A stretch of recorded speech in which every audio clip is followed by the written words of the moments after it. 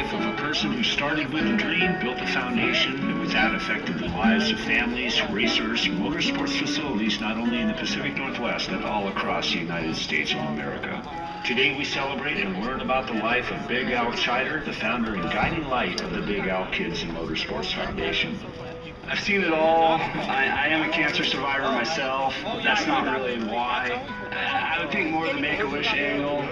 And just, I don't know, I'm the kind of person that has never really cared about gifts and material things about myself, but if I can help somebody else achieve a goal or, do something really incredible with their life and work with young kids. I don't have kids myself, but I've always mentored go-kart kids at Oakwood or, whatever. I really like the grassroots part of racing. I would never sit home on a Saturday night, watch Bristol, and not go support a local racetrack.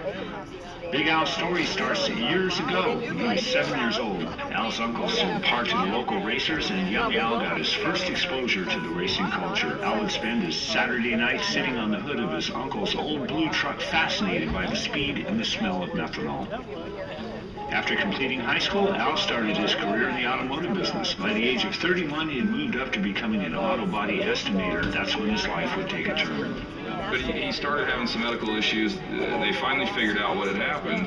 I guess he had some internal bleeding, and there wasn't any symptoms. Apparently the bleeding was so small, but it would clot up and it would start to wreak havoc on all of the internal organs, to include it really affected his heart for the most part, his colon, and just a host of other things. Al's career went on hold and had to move back home with his parents. Struggling to find meaning in his life, he began working with the Make-A-Wish Foundation. Well, it's a pretty simple story, really. I was a long time Make-A-Wish volunteer, and I still am. I will never stop being a Make-A-Wish volunteer, but finally got a kid after many, many wishes that was as passionate about sprint car racing as I was at 4 years old.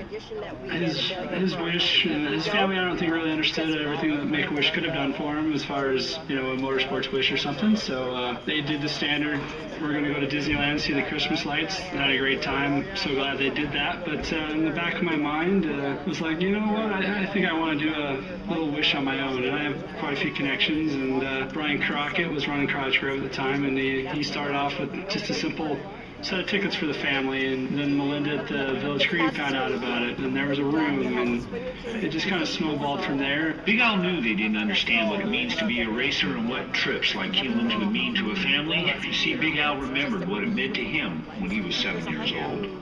When he got sick and couldn't work, about the time that he met Devin, I think, is when Al got sick, is when he started with the Make-A-Wish Foundation. And then they didn't like what Kellen's wish was, and it just took off from there. But he's always loved kids and had a very special place in his heart for kids, and just, it was easy for him. He could relate to kids.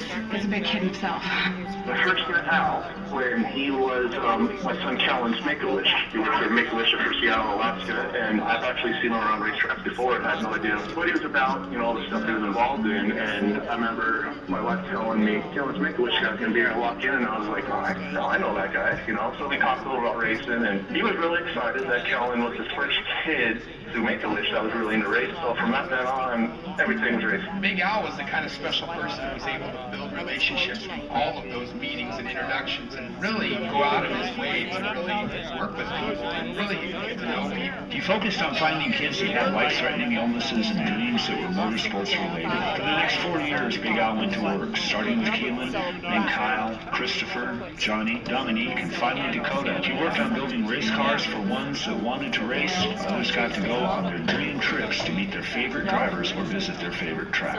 Christopher was in Children's Hospital, and we hadn't thought much about him racing. He has spina bifida, is in a power wheelchair, has to have a ventilator to breathe. But he is the one that asked his doctors if he could race. So they looked at each other and said, well, we don't know why not, I guess.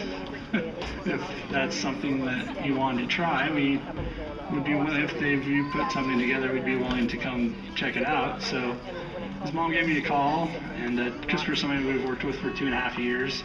He's we took him on his trip to Vegas. We did the World of Outlaws and the NASCAR weekend in Vegas. And so she called me, and I put the wheels into motion and put a first little thing out that we were going to start this project, and I need safety gear. I figured that I kind of had this worked up into 3 tiers: safety gear, a car, and then modifying the car to work for Christopher. So we got the safety gear donated by Coldwater Racing and Elk Grove Ford out of California. Their son runs the ASCS National Tour. Well, he used to. Now he's going to go to college, so I'm not going to race much this year. But they provided the new helmet, sent it out to have it custom painted, which is a Seahawks themed helmet too. As a New England Patriot fan, it kind of hurts, but it is. It's all Seahawk. And one side of the helmet actually had 4 requests. He wanted a Bible verse, a Space Needle, a Seahawk logo, and a sprint car doing a slide job. So one side of the helmet has Rico Abreu doing a slide job, one of his favorite drivers. And then it's got the Seahawk theme on the other side, and it just turned out amazing. I mean, the pictures are pretty cool online and everything, but in person, it blows it away. They also provide the next-gen head and neck restraint for him. And then our friends at Design 500, Katie and James, are going to do a suit for him. So the safety gear, check. So I started working on the race car, and I finally found a race car in Missouri. It just kind of planets lined up. I was able to buy the race car, get it lettered up while it's still in Missouri, because one of my other kids' families is from Missouri, and they do vinyl wraps for a living. And then I found somebody to take it from there to the Tulsa Shootout in Tulsa for free, and then somebody brought it from the Tulsa Shootout back to Washington, so it didn't have to pay for shipping. And when I got it, it was already wrapped in a Seahawks thing. Oh, it's just been unbelievable. I mean, my husband and I, we've never really had a big racing background or anything, and so, I mean, some kids grow up with it, and that's all they know, but really for us, it was, his nurse got him into racing, and then we met Al, and it just exploded, and Christopher says by accident. It wasn't an accident, buddy, but, it's just such a heartwarming feeling, because, Christopher, he's like everybody's kid, and everybody loves him because he's just such a sweet guy, and he is a sincere fan. I mean, he's not in it just because that's, what he's used to. He's in it because he loves it. What most people didn't know was that Big Al was in a fight of his own. Al knew he didn't have a lot of laps left, but he wanted to finish. I knew Big Al back when we started racing go-karts, probably like 2006, around there. And same thing, like he was into kids back then. He would get their carts ready, he'd have them at their house, he'd maintenance them, wash them, they'd show up, and they'd be ready to race. He always was a giver. He always wanted to help. For the stuff he's done for me, I would never be racing if it wasn't for him. As I went and I raced different cars and karts and different things, like, he was always excited, and we just had so much fun, and that's really what, like, us racing was all about. Like, good day, bad day, he'd be like, yeah, well, did you have fun doing it? I'm like, oh yeah, it's a lot better than working or anything else, so I guess it's a win. Big Al's legacy was simple. He's shown us how to live, how to never give up, and how to never let our own limitations define who we are. He taught us that we can all be a Big Al. Al made a difference. I mean, I've sent him texts a lot. How are you doing? When I knew he was in the hospital or whatever, and he would never, I'm doing great, and we'd always want to talk about the foundation or racing or something, and it was never about him. It was always about what was above him, and that's just what makes him so special. Is he just always wanted to give back to everybody. He didn't get mad, and people would. That's the thing with Al, is you can have a bad call at a football game, you can have a bad call at a racetrack, and as much as everyone's going to hate what I have to say, he's just going to say it is what it is. Yep. And you take the bad call, you take the bad wreck, and you just, you pull up your big girl panties and you go out the next day and you just do it again. But it was all about fun and the community of it and the racing family that it was. I remember he'd say that all the time. He's like, you think bikers are big bad guys? Well, the racing community is just like it, and they're just a unique, wonderful family, and we started going to Skagit I remember in 1982. My parents remember it a different year, but I remember as a family in 82 and going to every dirt cup and camping out there and working Woody coming every year, and even at 10, he would go and talk to those guys every year and year and year and year after year. And then when he's an adult and doing all this stuff, he would remember these guys, and they're, you know, probably in their 60s or 70s, and they're remembering this little kid going, yeah, Big Al, because he's been Big Al since he was, I think, born. He's always just been Big Al. So for him, racing and remembering that is just, you keep it fun, you keep it family orientated, and you just go out and have a great time. You know, I guess when you meet Big Al, or if you know Big Al, whatever he thinks he's going to get done, he gets done. So we were always, whenever we could, we would financially support his organization. We would show up at every one of every Kick It game we could get to. We have a pretty strenuous racing schedule ourselves, but any opportunity that we had to make it to one of Big Al's events, we were there. Whenever he asked for anything, you know, again, we tried to do everything we could, and I think there's a lot of people in the racing community that privately have supported Big Al, and they just believed in what he was doing and you know, what he stood for. He was always a giver, and he always wanted to see everyone's dreams come true. And like for me, I was just a fan in the stands watching racing, and I never really knew the people that were into racing that would help me and the connections. And Al did know those people, and he did everything that he could to let me have a chance doing my dream. And he was not different with adults as he is now with the kids.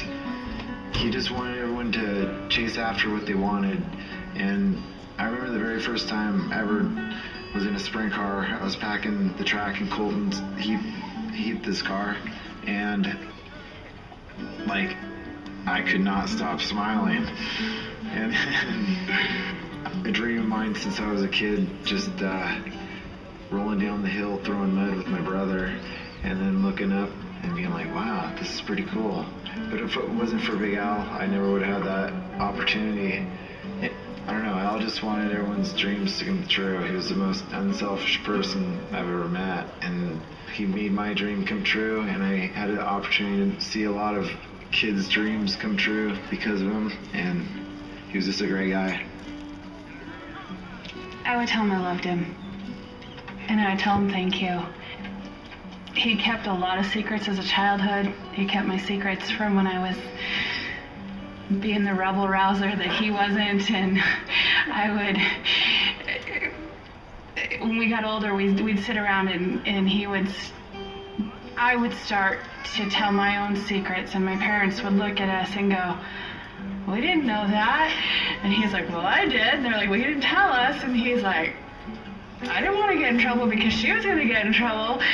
So I would say thanks for being and I guess that's where his secrets came from, is he kept my secrets, and I would tell him thank you, and I'd tell him that I loved him. And as adults, I would tell him thank you for being my inspiration, because he doesn't get angry. Even though I'm the older one, I'm supposed to teach him things, and he taught me. You know, you're supposed to bury your parents, you're not supposed to bury your brother. But unfortunately, we had to bury my brother.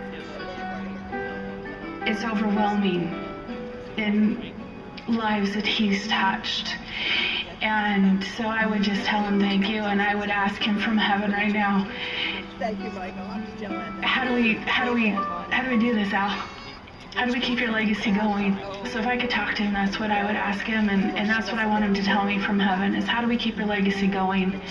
And how do we do this? Because he was so good at it. He was so good at getting all these people together, and you see all these people coming together in his memory. And those of you that know him the best know that he's not going to be happy.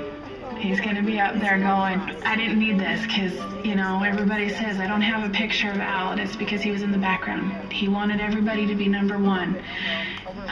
For whatever reason, he didn't look at himself as number one. So right now he needs to know, and maybe this is why we're doing it, and we're letting him know that he's number one.